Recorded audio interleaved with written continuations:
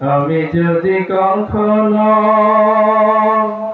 তাইফে যাই, বলবো মাটিকে ডেকে নবীজির খুন ঝরলো কোথায়। আমি যদি কখনো তাইফে যাই, বলবো মাটিকে ডেকে নবীজির খুন ঝরলো কোথায়। বলে দাও তাই আজ আমাকে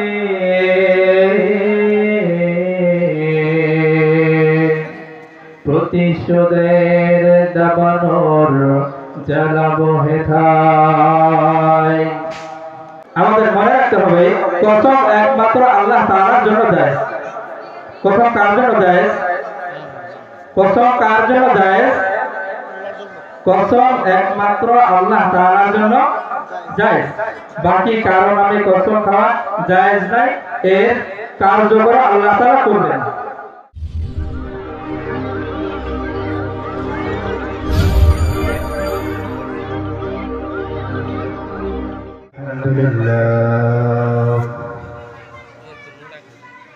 الحمد لله كفى وسلام على عباده الذين اصطفى. أما بعد فقد قال الله تعالى في كلامه المجيد والفرقانه الحميد: ونشهد أن لا إله إلا الله وحده لا شريك له، ونشهد أن سيدنا وسيدنا ومولانا محمدا عبده ورسوله. وقال الله تعالى: سبحان الذي أسرى بعبده ليلا من المسجد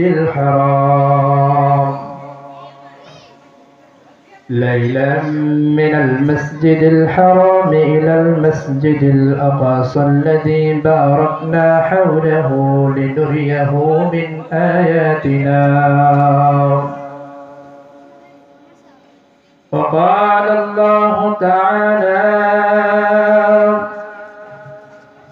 والعصر إن الإنسان لفي خسر، أو كما قال النبي صلى الله عليه وسلم: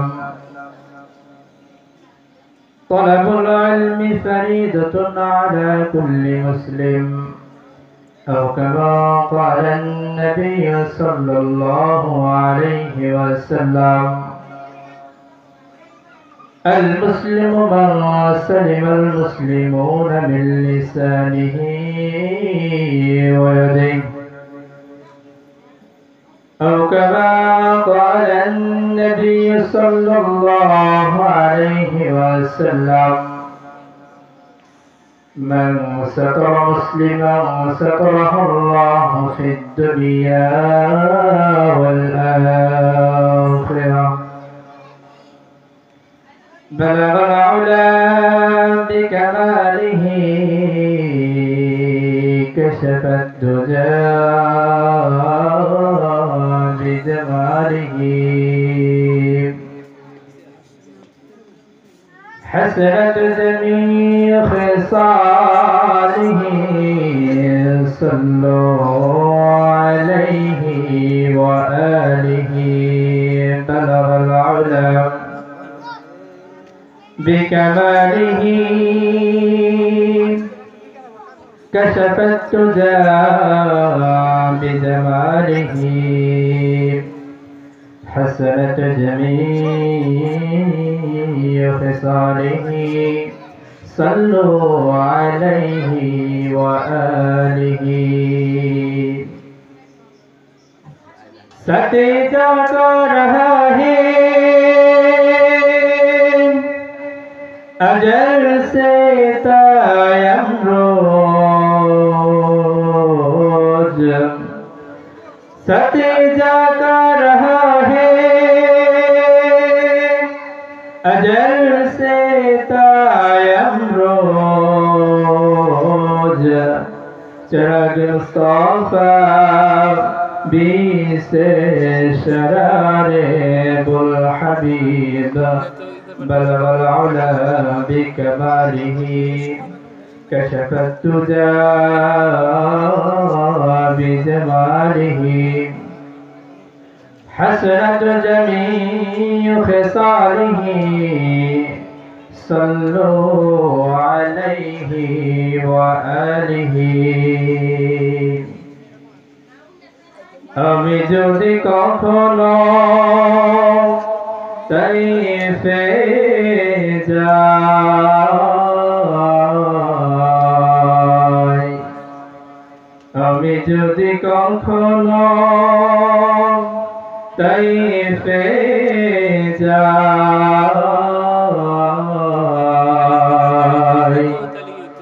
বলবো মাটিকে ডেকে নবীজির কোন ঝরলো কোথায় আমি যদি কখনো তাইফে যাই বলবো মাটিকে ডেকে নবীজির কোন ঝরলো কোথায় বলে দাও তাই আজ আমাকে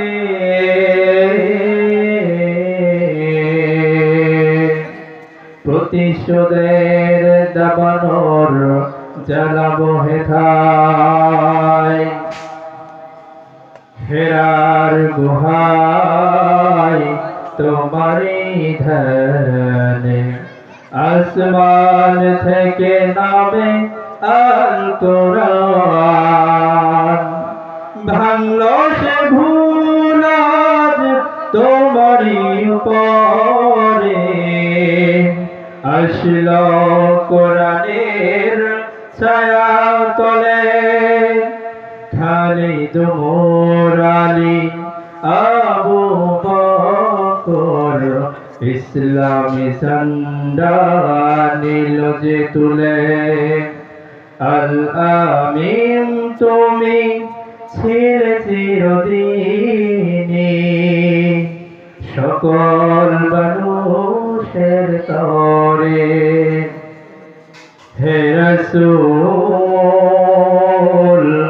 তোমাকে ভুলি আমি কেমন করে হে রাসূল তোমাকে ভুলি আমি কেমন করে হাজারো ব্যথা বেদনার পরে ফিরে আসনি তুমি আপন ঘরে দিনের আলো তুমি ছড়িয়ে দিতে চলে গেলে মদিনায় মক্কা ছেড়ে হে রাসূল তোমাকে ভুলি আমি কেমন করে সবাই হে রাসূল তোমাকে ভুলি আমি কেমন করে আলহামদুলিল্লাহ চট্টগ্রাম বালিনাচাড়া পূর্বপাড়া জনাব মনসুর আলী সাহেবের বাড়িতে আজকের আয়োজিত উপস্থিত হযরত উলামায়ে কেরাম শিশু কিশোর তলবে আলেম বাবার বয়সী চাচার বয়সী দাদার বয়সী মুরব্বিয়ানে আযম পর্দার অন্তরালের মা ও বোনেরা সকলে আমার সালাম গ্রহণ করুন। আসসালামু আলাইকুম ওয়া রাহমাতুল্লাহি ওয়া বারাকাতুহু। আলহামদুলিল্লাহ সম্মানিত উপস্থিতি, আপনাদের সামনে কুরআনুল কারীম থেকে কয়েকটা আয়াতে কারিমা আমি তেলাওয়াত করেছি। রাসূলের দামি জবান থেকে কয়েকটা হাদিস আপনাদের সামনে আমি উপস্থাপনা করেছি। আল্লাহ তাআলা যদি চায় আমি এই হাদিস এবং কোরআন দিয়ে আমার আলোচনা শেষ করব ইনশাআল্লাহ। সম্মানিত উপস্থিতি, আল্লাহ তাআলা কুরআনুল কারীমের মধ্যে 114টি সূরার মধ্যে ছোট্ট একটা সূরা নাযিল করেছেন। সেই সূরার নাম হচ্ছে সূরাতুল আসর। তো এই সূরা বলার আগে এই সূরার বিষয়ে আমরা আগে কিছু জেনে নিই। তো এই সূরাতুল আসর এটা এমন একটা সূরা,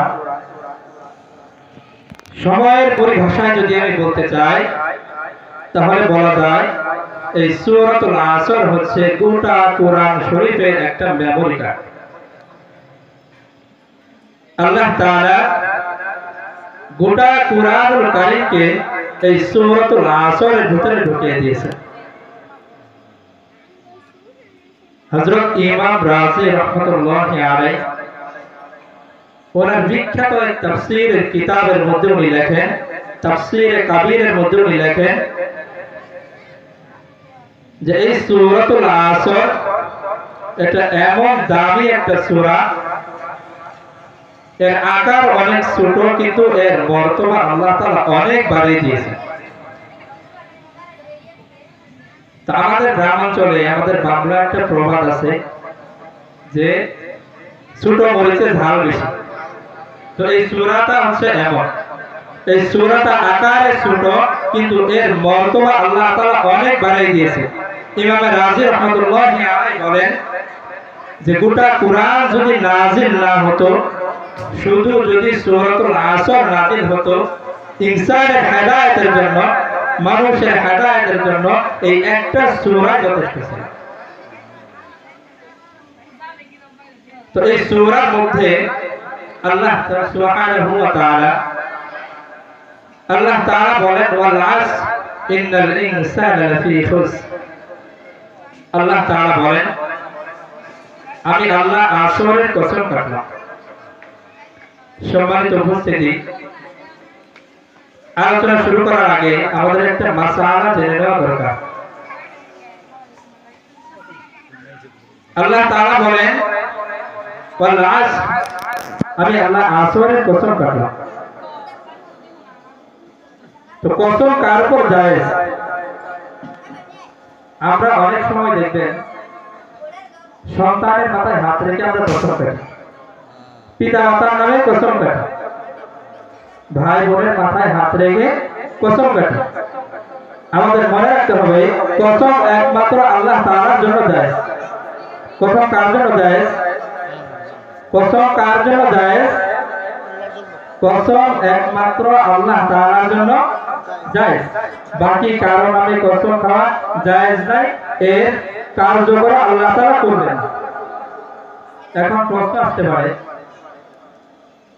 যে কসম তো শুধু আল্লাহ তাআলার জন্য জায়েজ, কিন্তু আল্লাহ তাআলা তো বিভিন্ন কসম কেটেছেন।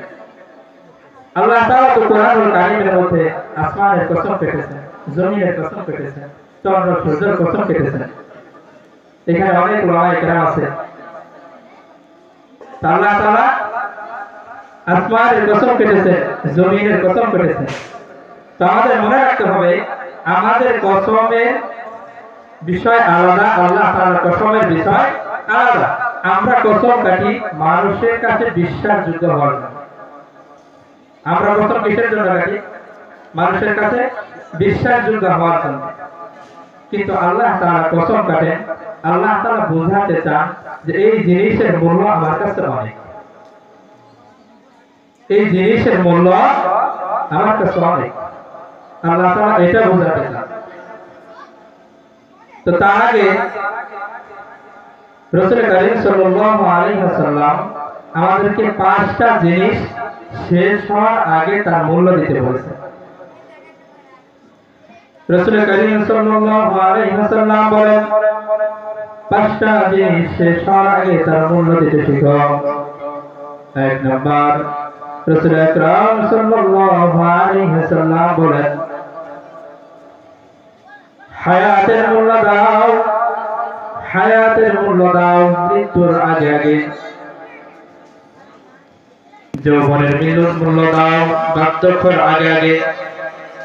রাসূল করিম সাল্লাল্লাহু আলাইহি ওয়াসাল্লাম বলেন,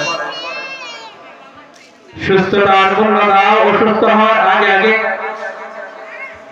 সচ্ছলতার মূল্য দাও দরিদ্রতার আগে আগে। রাসূল করিম সাল্লাল্লাহু আলাইহি ওয়াসাল্লাম শেষে বলেন, রাসূল করিম সাল্লাল্লাহু আলাইহি ওয়াসাল্লাম বলেন, স্থিরতার মূল্য দাও ব্যস্ত হওয়ার আগে আগে। এই পাঁচটা জিনিস রাসূল করিম সাল্লাল্লাহু আলাইহি ওয়াসাল্লাম আমাদেরকে বলে গিয়েছেন। এক নাম্বার, রাসূল করিম সাল্লাল্লাহু আলাইহি ওয়াসাল্লাম বলেন, হায়াতের মূল্য দাও মৃত্যুর আগে আগে। আমরা হায়াতটাকে বড়, আমাদের হায়াতকে রাসূল করিম সাল্লাল্লাহু আলাইহি ওয়াসাল্লাম মূল্য দিতে বলেছেন। আমাদের হায়াতের মূল্যটা কত? এই সূরাতুল আসরের মধ্যে আল্লাহ তাআলা বলেন,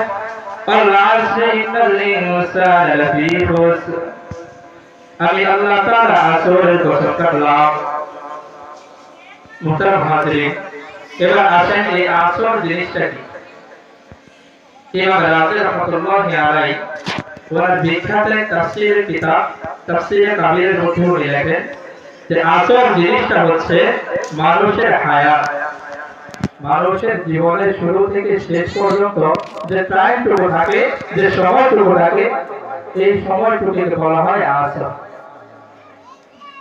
তো আল্লাহ তাআলা আমাদের হায়াতের কসম কেটেছেন, আল্লাহ তাআলা আমাদের হায়াতের কসম কেটেছেন। আমাদের হায়াতের কত মূল্য। এখন যদি আপনার সামনে মালাকুল মাউত হাজির হয়ে যায়, আপনার আমল নামা আল্লাহ তাআলা অটোমেটিক বন্ধ করে দেবেন, আর আপনার আমল করার সুযোগ নাই। তো সংক্ষিপ্ত আকারে বললে বুঝবেন। আমি উদাহরণস্বরূপ একটা ঘটনা বলতেছি। তো এক বুজুর্গ উনি রাস্তার পাশ দিয়ে দেখেছেন, তো হঠাৎ করে একটা কবরের ভিতর থেকে উনি আওয়াজ শুনতে পেলেন, কে যেন আস্তে আস্তে করে ওই কবরের ভিতরে তাসবিহ করে। তো ওই বুজুর্গ কবরের ভিতরে তাকিয়ে দেখলেন যে ওই কবরওয়ালা কবরের ভিতরে নামাজ পড়তেছে। সুবহানাল্লাহ। ওই কবরওয়ালা কবরের ভিতরে কি করতেছে? নামাজ পড়তেছে। তো ওই বুজুর্গ তার মনে একটা আঘাত জাগলো যে আমি ওই কবরওয়ালাকে জিজ্ঞেস করবো। তো সে কিন্তু জানে না যে এই ব্যক্তি মরা না জীবিত। তো তার নামাজ শেষ হওয়ার আগ পর্যন্ত তিনি অপেক্ষা করলেন। তো সে যখন সারা ফেরানি শেষ, তো ওই কবরওয়ালাকে প্রশ্ন করতেছে, হে ভাই, তুমি কবরের ভেতরে কি করো? তুমি কবরের ভিতরে কিভাবে গেছো? তো ওই কবরওয়ালা বলতেছে যে সবাই যেভাবে যায় আমিও সেইভাবে আসছি। বলে, তার মানে তুমি মরা? করে, হ্যাঁ আমি। তো বুজুর্গ লোকটি বলতেছেন যে মৃত মানুষ তো নামাজ পড়তে পারে না, মানুষ মৃত্যুর সাথে সাথে তো তার আমল নামা বন্ধ হয়ে যায়। তো ওই কবরওয়ালাকে ওই ব্যক্তি জিজ্ঞেস করতেছে যে তুমি এই কবরের ভিতরে কত বছর শুয়ে আছো? তো ওই কবরওয়ালা বলতেছে ৪০,০০০ বছর আমি এই নামাজ অবস্থায় আর কি বসে আছি কবরের ভিতরে। তো বুজুর্গর মুখে অটোমেটিক বের হয়ে গেছে সুবহানাল্লাহ। তখন ওই কবরওয়ালা বলতেছেন যে আপনার ওই সুবহানাল্লাহ বলতেন, এতে যে পরিমাণ সওয়াব হয়েছে ওই সওয়াব আমাকে দিয়ে দেন, আমি যে 40,000 বছর কবরের ভিতরে নামাজ আদায় করতেছি এই আমল আপনি নিয়ে নেন। তো বুজুর্গরা কি বলতেছেন যে এটা কেমন হিসাব? আপনি 40,000 বছর কবরের ভিতরে নামাজ পড়তেছেন, এই নামাজের ভিতরে কতগুলো রুকু, কতগুলো সিজদা, কতগুলো তাসবিহ আপনি বলেছেন, কতগুলো সওয়াব আল্লাহ তাআলা লিখেছেন, আর আমি তো সামান্য একবার সুবহানাল্লাহ বলছি। তো এই ঘটনা বোঝার আগে মোহতারাম হাজিরিন খুব মনোযোগ দিয়ে শুনবেন। এই ঘটনা বোঝার আগে আমি ছোট্ট করে একটা উদাহরণ বলবো। যে স্কুলের ভিতরে এক ছাত্র যখন পরীক্ষা চলতেছে, পরীক্ষা দিতে গেছে। তো পরীক্ষার সময় ওই ছাত্রটা ওয়াশরুমের অজুহাতে তিনি ক্লাস থেকে বের হয়ে গেছে। ক্লাস থেকে বের হয়ে তিনি বাড়িতে বসে বসে ফুল অ্যান্সার করছেন, 100 নাম্বার করছেন। বিকেল বেলা যে ওই টিচারকে, ওই স্যারকে যে খাতা জমা দিতেছেন, এখন বলেন তো তার খাতা কি স্যার নেবেন নাকি উল্টা গালিগালাজ করবেন? অবশ্যই গালিগালাজ করবেন। তো এইরকম ওই কবরওয়ালা বলতেছেন যে আমি এই কবরের ভিতরে শুয়ে যত নামাজ পড়েছি এর বিনিময়ে আল্লাহ তাআলা আমাকে একটা নেকিও দেন। এর বিনিময়ে আল্লাহ তাআলা আমাকে একটা নেকিও দেন নাই। আর আপনি যে একবার সুবহানাল্লাহ বলেছেন, আমরা হাদিসের মধ্যে পড়েছি যে কোন ব্যক্তি যদি একবার সুবহানাল্লাহ বলে, দুনিয়াতে থাকা অবস্থায় যদি কেউ সুবহানাল্লাহ বলে, জান্নাতের ভিতরে আল্লাহ তাআলা তার জন্য একটি গাছ রোপণ করবেন। এই গাছের ছায়া কেমন হবে? বলা হয়েছে একটা তেজি ঘোড়া জান্নাতের ভিতরে যদি 500 বছর দৌড়ায় ওই গাছের ছায়া শেষ করতে পারবে। ওই গাছের ছায়া শেষ করতে পারবে না। আপনি দুনিয়ায় করতেছেন সুবহানাল্লাহ, আপনি আল্লাহ তাআলা জান্নাতের ভিতরে আপনার জন্য গাছ রোপণ করতেছেন। তো এই জন্য বলছেন যে হায়াতের মূল্য দাও, মৃত্যুর আগে। মৃত্যু আপনার হয়ে গেছে মানে আপনার আমলনামা বন্ধ। তো মুহতারাম হাজিরিন, আমি আলোচনা লম্বা করব না। তো হাদিসের দ্বিতীয় নম্বর অংশ, রাসূল আকরাম সাল্লাল্লাহু আলাইহি ওয়াসাল্লাম বলেন যে যৌবনের মূল্য দাও বার্ধক্যের আগে আগে। তো আমাদের যৌবনের কি মূল্য? আমাদের যৌবনের কি মূল্য? রাসূল আকরাম সাল্লাল্লাহু আলাইহি ওয়াসাল্লাম বলেন যে কোন যুবক যদি জানতো তার সিজদা কতটা আল্লাহ তাআলার কাছে প্রিয়, ওই যুবক সে যদি হামাগুড়ি হলেও সে নামাজ আদায় করত।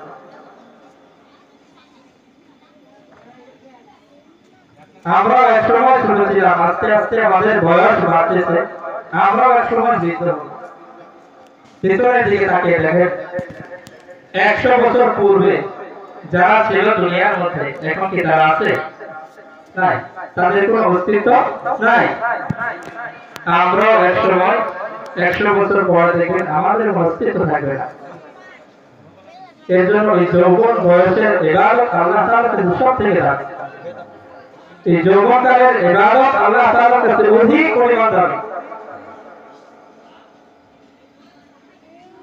আমাদের যাদের বয়স হয়ে গেছে, যাদের চুল দাড়ি পেকে গেছে, একটা চুল দাড়ি পাকা মানে কি আপনার আল্লাহ তাআলা আপনাকে ক্ষণে ক্ষণে মেসেজ দিতেছে যে আপনার সময় শেষ হয়ে গেছে, আপনার ডেট ওভার হয়ে গেছে, আপনার ক্ষণে ক্ষণে আল্লাহ তাআলা আপনাকে মেসেজ দিতেছে। একটা চুল দাড়ি পাকা মানে একটা শুকরিয়া আদায় করা উচিত যে আল্লাহ তাআলা আমাকে মেসেজ দিতেছে, আমার যে সময় হয়ে গেছে এটা আল্লাহ তাআলা আমাকে মেসেজ দিতেছে। আমাদের শুকরিয়া আদায় করা উচিত। বর্তমান দেখবে অধিকাংশ যুবক ছেলে মৃত্যু হয় বেশি। তো আসার একটা সিরিয়াল আছে কিন্তু যাওয়ার কোনো সিরিয়াল নাই। এর জন্য মুহতারাম হাজিরিন, আপনাদের পায়ে হাত রেখে অনুরোধ করে বলবো যে আমরা দুনিয়াতে থাকা অবস্থায় আমরা আখিরাতের পুঁজি বানিয়ে নিয়ে যাই। দুনিয়াতে থাকা অবস্থায় আমরা আখিরাতের পুঁজি বানিয়ে নিয়ে যাই। না হলে ওই দিন শুধু বলতে হবে ইয়া লাইতানি কদ্দামতু লিহায়াতি। আল্লাহ তাআলা সূরার মধ্যে বর্ণনা করেন ইয়া লাইতানি কদ্দামতু লিহায়াতি। হাদিসের মধ্যে বলা হয়েছে ওই দিন শুধু বান্দা তার হাত কামড়াবে আর বলতে থাকবে হায় দুনিয়া কি করলাম। যদি একটা সিজদা করে আসতাম হয়তো মনে করতাম আমার আযাব বন্ধ থাকতো। ওই দিন শুধু বলতে হবে ইয়া লাইতানি কদ্দামতু লিহায়াতি। তো এর জন্য মোহতারাম হাজরিন, আমরা দুনিয়াতে থাকা অবস্থায় আমরা আখিরাতের ফিকির করব। আমাদের টার্গেট থাকতে হবে আখিরাত। আমরা আখিরাতের ফিকির করব। আখিরাতের পরে যদি সময় বাঁচে আমরা দুনিয়ার জন্য ব্যয় করব। যাতে ইনশাআল্লাহ আল্লাহ তাআলা আমাদের নেক মাকসুদগুলোকে কবুল করুন। আল্লাহ তাআলা আমাদেরকে দুনিয়াতে থাকা অবস্থায় আখিরাতের পুঁজি বানানোর তৌফিক দান করুন। সকলে বলে আমিন।